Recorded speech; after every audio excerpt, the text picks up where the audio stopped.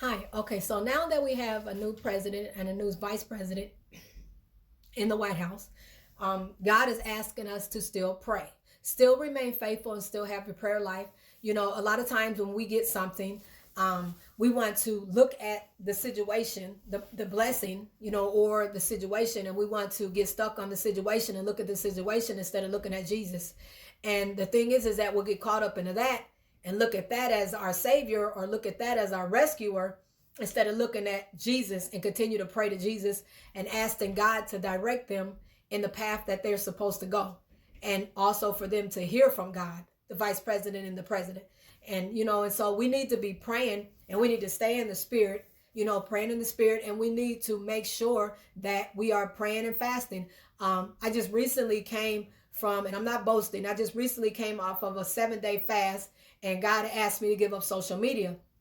And see, so food, I had came off of a fast before for food, and so it really didn't feel like a sacrifice to me. So I went on God asked me to go on a social media fast. And the thing is that a lot of times it doesn't seem like a big thing to people, but actually social media is a big thing, because a lot of times we do our ministries on there. A lot of times we do our, looking at the news or whatever, or people might just pick their phone up and just glance at it and, and want to post and want to respond or want to push likes or want to do whatever to other people's things. But the thing is that when God asks you, sometimes God will ask you to give up social media, because social media is a sacrifice to some people, a big sacrifice, electronics, period, your phone, put the phone down. So it's like God had asked me. And so I'm telling you, when I went on that, God is trying to pull us up into some areas. He's trying to get us. It's a new season. He's trying to get us to come up, to come up and get closer to him, to draw ourselves closer to him with everything that's going on, and be prepared